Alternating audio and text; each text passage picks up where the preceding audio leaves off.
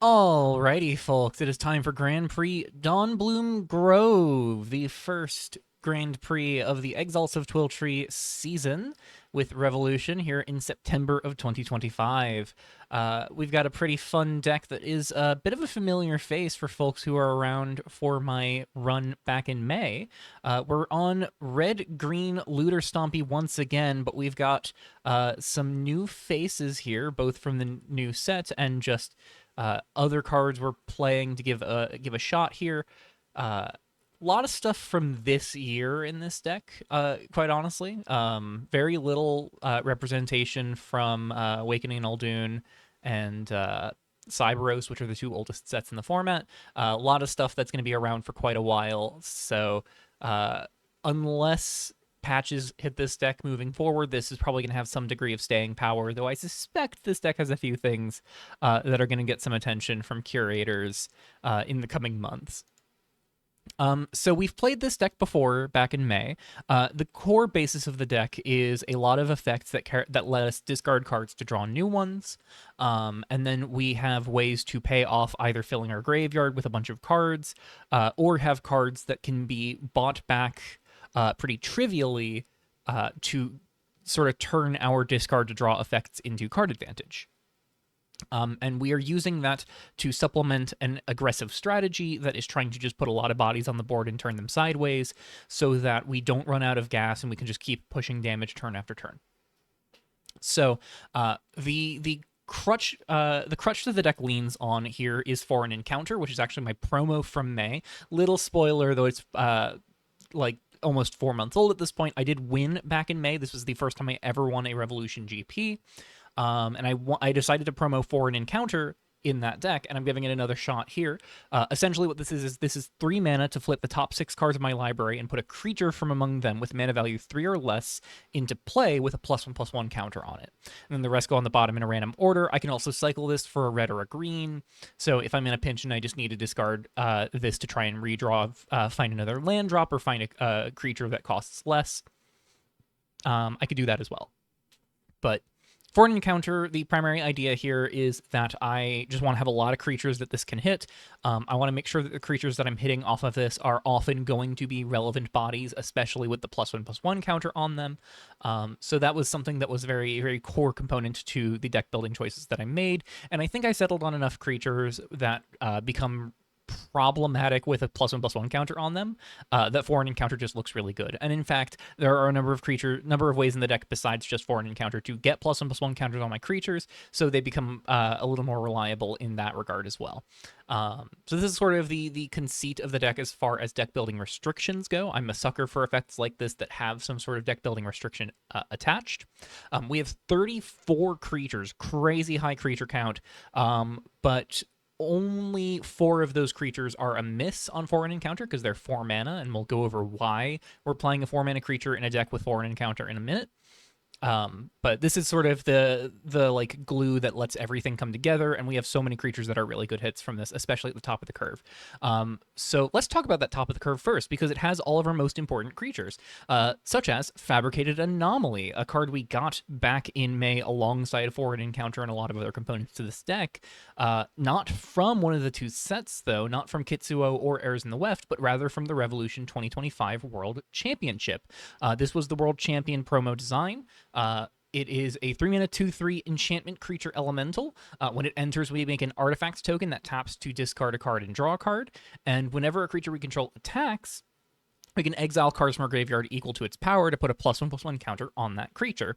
So if we have a bunch of 1 and 2 power creatures, we can turn them all sideways and then get permanent buffs on all of them by just shredding our graveyard.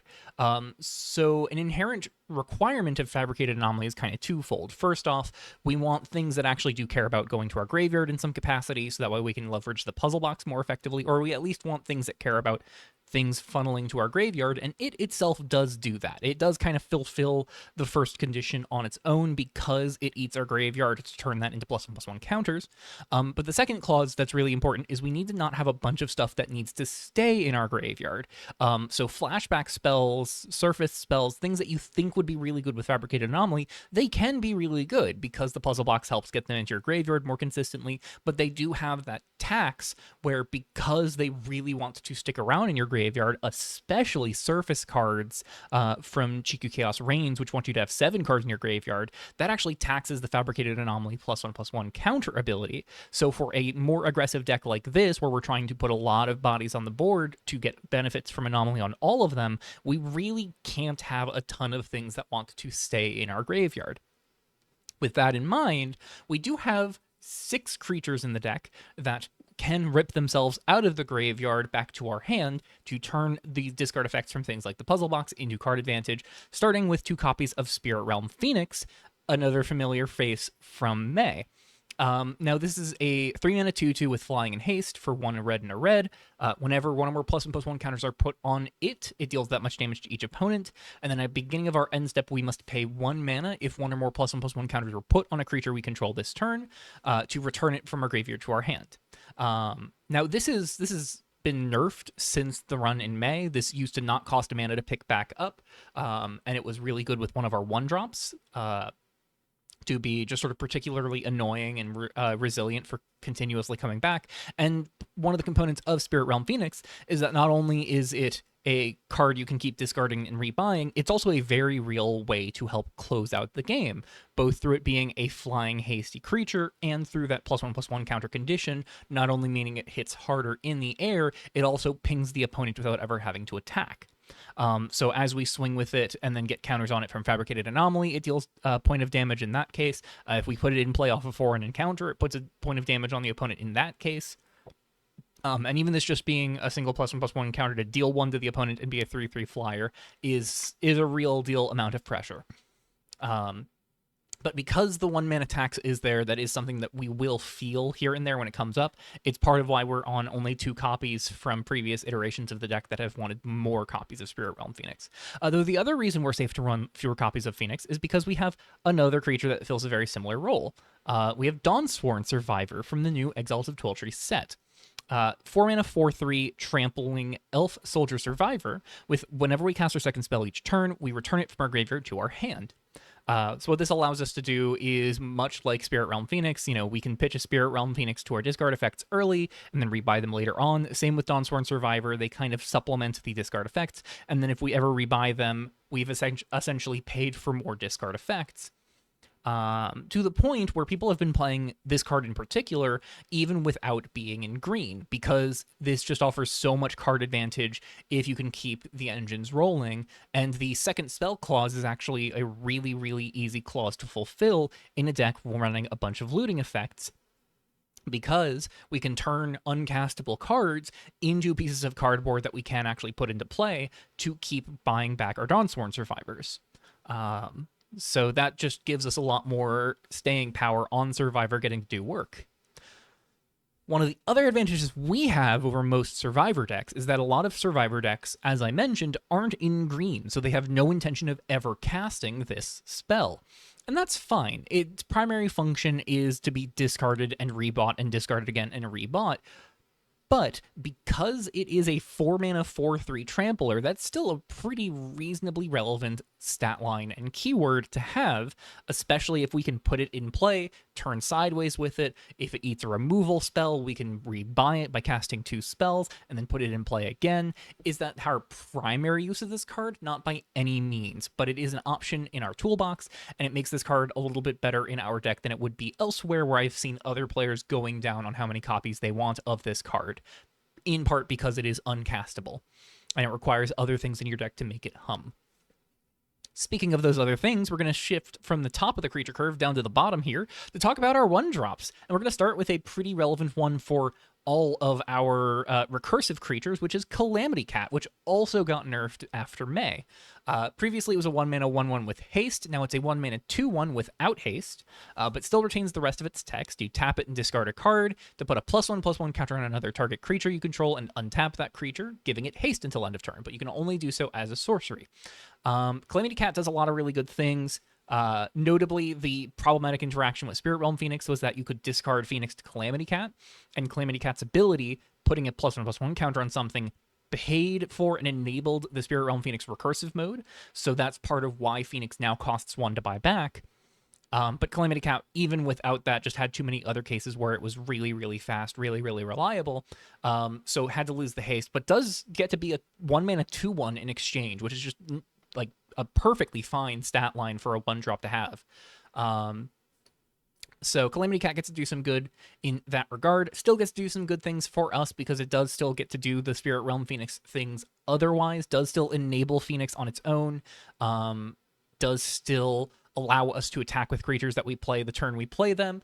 Relevantly, in the later turns of a game, we can play a Dawnsworn Survivor on even just like 4 mana, tap Calamity Cat, discard a card, and give the Survivor +1/+1 counter and haste, and that's a 5/4 trampler that attacks immediately. That is a very real clock. So once again, Survivor being castable actually is really beneficial to our strategy.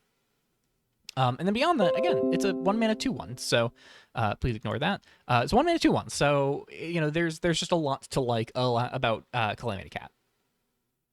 Our other discarding 1-drop is Ignited Soul, 1-mana 1/1 with Menace for a black or a red.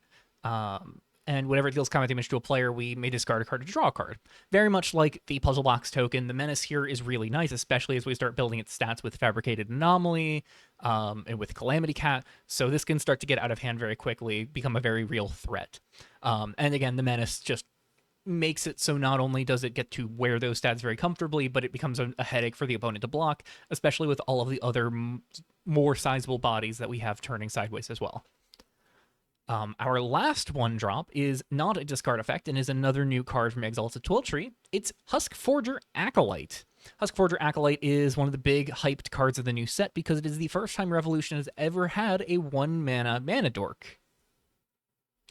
It's a 1-mana 1/1 that taps for colorless. You can pay 6 mana to have it become a 5/5 with trample indefinitely. So it loses the tapped ability for adding mana. It's no longer a human artificer. It becomes a zombie knight, but it stays a 5/5 with trample forever once you do that, which means that if we can put counters on it early from it having low power with Fabricated Anomaly, only having to exile 1 card to get the first counter on it, we can then pay 6 later on, turn it into a 5/5 with trample, and it still has those +1/+1 counters on it, which is really nice. The other thing that Huskforger Acolyte is really good at is getting our 3-drops into play early. Because Acolyte comes down on turn 1, it allows us to, for the first time in Revolution, play 3-drops on turn 2. So we can get a turn 2 Fabricated Anomaly, a turn 2 Foreign Encounter, and the cost can be pretty awkward there because Huskforger makes colorless mana and not colored mana, but that's fine because if we play this off of a green source and we get a red source into play turn 2, that casts Foreign Encounter, that casts Fabricated Anomaly. The only 3-drop that has some trouble being cast off of Acolyte is Spirit Realm Phoenix, because we would need our green source for Huskforger Acolyte to be a green-red dual in order to go Spirit Realm Phoenix on turn 2, because we would need green-red dual on 1 into red land untapped on 2. But that is something that is still possible. It's just not going to be as powerful as Fabricated Anomaly or Foreign Encounter on 2. Acolyte also allows us, in that similar vein, to cast 2-drop and a 1-drop on turn 2, which can be nice to get out a Calamity Cat plus a key 2-drop, of which we have 3 different playsets of 2-drops to get to 2. And we'll start with the 2 that are also from the new set. We've got Reaper of Blossoms here, which is a 2-mana 2/3 in green. At the beginning of our end step, we mill 3 cards, then we can pay a green to rebuy a land that was milled this way, or else we gain 1 life. It's nice to pad our life total a little bit against other aggressive strategies.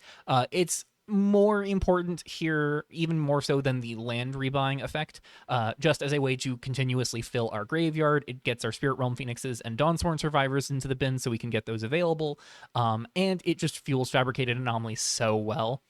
So Reaper Blossoms getting to do some nice things there.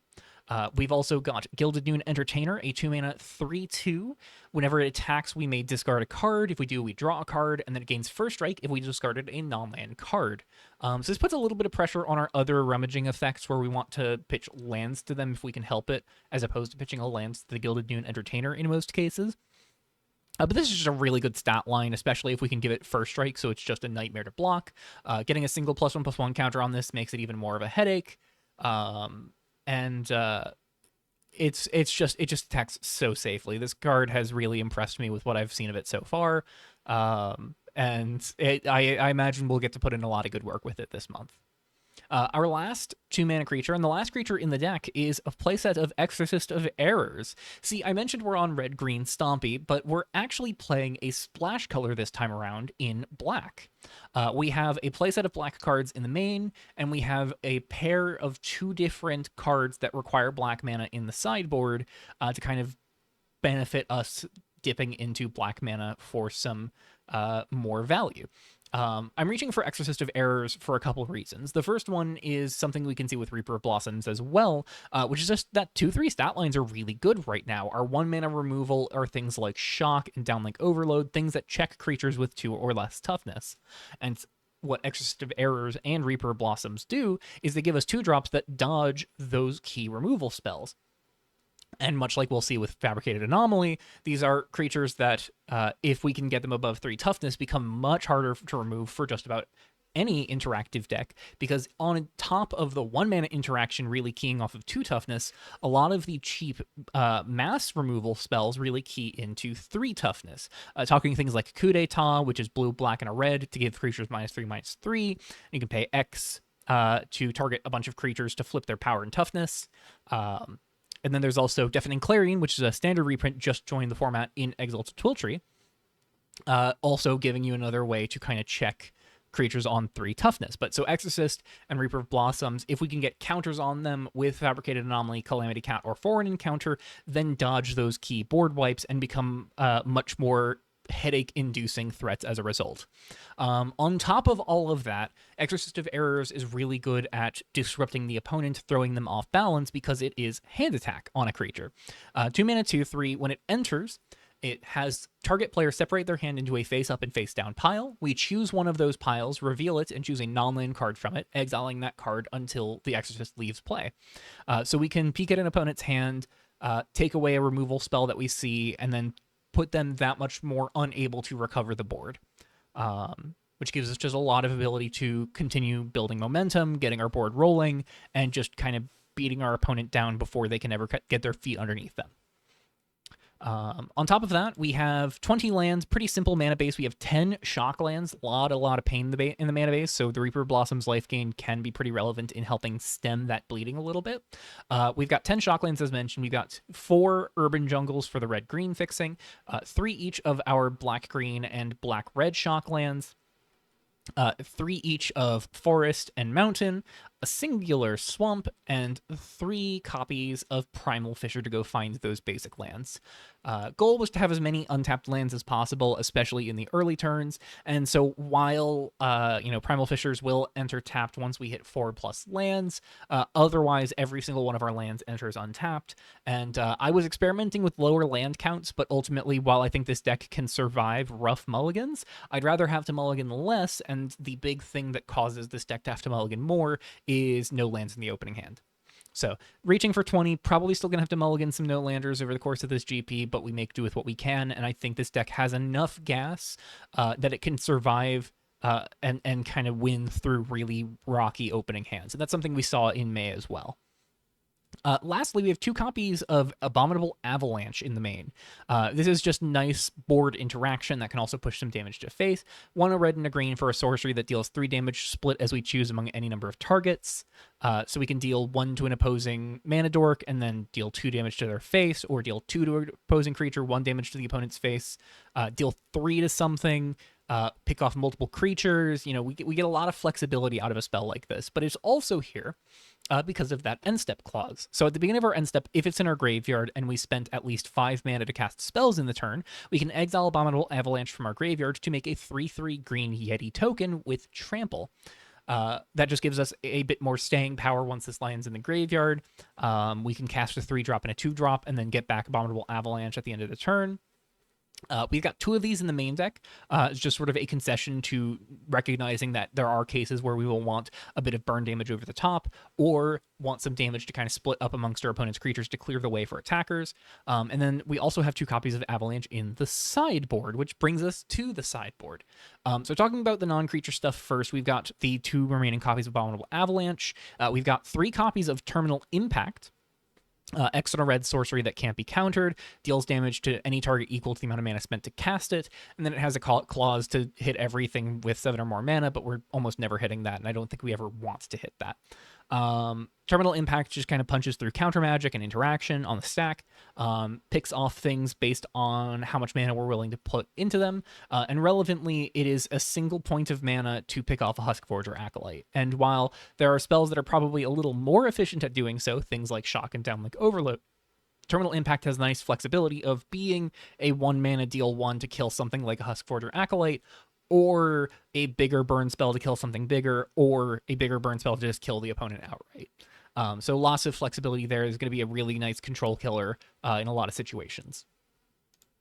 Outside of that, we've got 4 copies of Ozon's Blessing, which opens up a nice avenue of toolboxiness to our strategy. This is 2 and a green instant to search up a creature with mana value 2 or less, put it into play tapped, and then shuffle. Importantly, in the main deck, this lets us get Exorcist of Errors, so we can hand attack the opponent at instant speed. Opponent goes to draw step, they draw their card, and then before they go to main phase 1, we can Ozon's Blessing up an Exorcist, pick off their card in their hand, and just really throw them off balance. This is another really good card to put into control matchups, potentially. Beyond that, we have 3 2-ofs in the sideboard, things we can both find reliably with looting effects and can also find with Ozon's Blessing, as these are all creatures with 2 mana value to their name. We'll start off with probably the most powerful of these, Purifier of Dawnbloom Grove. All of these creatures in the sideboard have a bit of flexibility in their functionality, where they can do multiple things depending on the matchup. The primary function of Purifier of Dawnbloom Grove is that it is anti-graveyard hate. You'll notice we don't have any graveyard hate in our deck, and that's because a lot of permanent-based graveyard hate is very much universal. It applies to me and the opponent, and I felt that if I'm wasting time trying to put graveyard hate into play, that is time I'm not spending building more pressure on the opponent. So I have chosen to completely withhold playing any graveyard interaction, and in place, I'm running ways to shut down the opposing graveyard interaction through Purifier of Dawnbloom Grove. Now, it's only going to pick off a creature with an artifact or enchantment with mana value 1 or less when it enters, unless we reprieve a creature back to our hand, which does do some nice things. It means that we can pick up a creature off of Purifier of Dawnbloom Grove and then replay it, which gets our second spell for Dawnsworn Survivor. It lets Purifier pick off bigger things, so it can pick off a Fabricated Anomaly in a Looter Mirror, potentially. But also, because of that reprieve condition, Purifier plus Ozon's Blessing has a secret stealth mode where if you find Purifier off of Ozon's Blessing, Purifier becomes anti-removal, where if our opponent is targeting something on our board with a removal spell, we can use Purifier of Dawnbloom Grove off of an Ozon's Blessing at instant speed to pick up whatever is being targeted with removal, and then potentially still get to blow something up on the opponent's board if they have anything relevant to hit with the Purifier. So this card just feels super great when it comes together. I really, really love it with Ozon's Blessing, especially with a deck that has such a low curve like this. The other 2 creatures are a little more sketchy in terms of their overall viability, but the theory behind them is that there are some really cool things to do here. Anik Oathbound is a 2-mana 1/3 legendary human shaman. Whenever another creature we control enters, we gain 1 life. So much like River of Blossoms, it can kind of pad our life total over time. But the more important thing here is its Vigor ability. As long as we've gained or lost life in the turn, we can cast her from our graveyard transformed for 2 and a black and a green. So that means that she's really good to loot away with rummaging effects, so we can get her in the graveyard. The 1/3 stat line actually ends up being kind of nice because it means she dodges the 2 toughness-based removal on turn 1, or in the 1 mana slot. She wears +1/+1 counters pretty well off of Foreign Encounter, Anomaly, and Calamity Cat. And importantly, with that graveyard clause, we have half of our mana base is shock lands. So having a way to lose life on the turn that we want to play her from the graveyard can actually be pretty reliable. And when we get her from the graveyard, we are getting Davika Severed, which is a 3 loyalty planeswalker that gets exiled if it would be put into a graveyard. And +1, -1, and a -6. We're almost always going to be using the -1, but the +1 can come up in some cases. And if that comes up, then the -6 becomes a little more relevant as well. So let's start with the -1 here. It is target player sacrifices a non-land permanent. If that permanent had mana value 2 or less, Davika phases out. So can't be attacked, can't be hit by sorcery speed removal. Means that in a lot of cases, the reason we play Anik Oathbound is to get that Vigor ability to flip into Davika, and then we -1 the opponent 3 turns in a row, just kind of pick off permanents on their board while applying continuous pressure. The +1 can be pretty nice as well. We gain 2 life and make a 2/2 zombie that can't block. It's a little awkward, really bad at defending her, but because we are the aggressor, we're not going to have too many cases where she will be super vulnerable anyways. And those 2/2 zombie tokens, while I am generally not super excited about them, they do wear haste and a +1/+1 counter off of Calamity Cat pretty well, and they do also wear the counters off of Fabricated Anomaly pretty well to become more reasonable threats. Finally, that -6, if we ever get to it, gives us an emblem where we gain life when the opponent loses life, and then we have our opponent lose 5. And while I think there are more exciting things this card could be doing, I'm never going to scoff at a Lava Axe. So, deal 5 to the opponent. That can be pretty nice for giving us some reach in board stall. So, yeah, Anik, kind of a grindy card in matchups where we might need to not be the aggressor so often, where we have to kind of slow down and let the board stall out a bit more. Anik can kind of help us flip the board stall or take advantage of the board being stalled pretty effectively, so that can be pretty nice. Finally, there's Moonlight Adversary, 2 mana, 2/1 Nightmare Noble that I almost tried to find room for in the main deck because I think this does some really exciting things for this strategy. It's just the stat line that scared me off of it.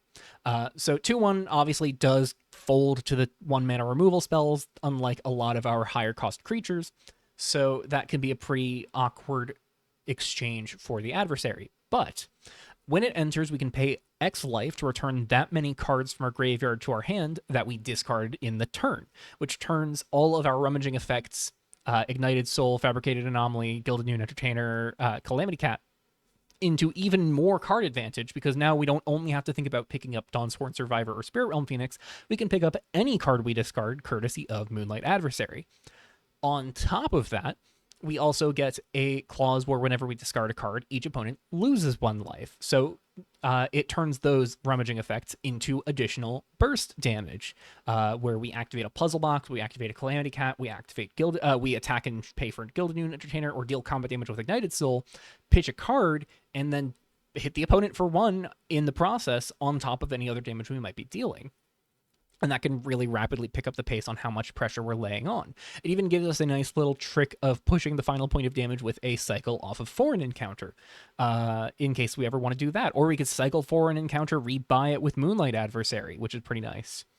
So lots of little ways for Moonlight Adversary to really hum with the deck. Helps us push through board stalls, helps us push through situations where we really just want to tear ahead with card advantage, especially if we've got some looter engines rolling. It just kind of launches us ahead of the opponent in terms of card advantage pretty quickly. I really like this card. Again, the stat line was just the thing that scared me off of it in the main, but I'm going to be looking at opportunities to try and sideboard it in, because I think this card could do a lot of work in a deck like this. So we'll find opportunities to see when the sideboard cards come up. We've got that pivot plan of Ozon's Blessing in the sideboard, which does kind of eat into Foreign Encounter a little bit. We don't want to hurt our Foreign Encounter count too much. But being able to Ozon's Blessing for one of these sideboard tools to improve our consistency of finding them, as well as, Blessing for Exorcist of Errors, just gives us a lot of flexibility. So with that all said, there's a lot of things that are absent from this deck that I thought about. I could spend a lot of time going on all of that, but this has already been a pretty long deck tech, so I am going to call it here for you all. This has been a blast to brew. I've been having a lot of fun playing this deck and sort of goldfishing it and playtesting against other people with this kind of strategy. It's nice to return to my roots in some capacity of just revisiting a deck that has given me success in the past, and feels like it is just as good as it has been in the past as well. little things that we've had to lose or change, shed from the strategy. A lot of the +1/+1 counter synergies are gone, but there's still a lot to like about where we are here, and I'm eager to see how it fares. So with all of that said, if you want to give the format a try for yourself, there are links in the description below, as always, to all things custom Magic related. You can check out the Revolution Compendium and the Lackey Bot and Escape from Limbo search engines to look at all of the cards in the format for your own deck building interests, as well as the Custom Magic Discord link, which bridges you to the official Custom Magic Discord, where folks are always working on cool set projects, as well as the home of the Revolution Custom Magic channels, where you can talk about the custom standard format for yourself, give it a try, deck build, and while the Grand Prix has begun and it's too late to sign up for the Grand Prix, you can still participate by playing League and getting some engagement in the format at that time and kind of bracing yourself for the next GP in October. So, everything said and done, I'm keen to get my hands on this deck in action. I am excited for my round 1 matchup, which I will be recording later today as I'm recording this. So, lots of excitement to be had. Can't wait to show you what Foreign Encounter can still do here. And I'll see you all there. And I'll see you in the Revolution chat in the meantime. Bye-bye.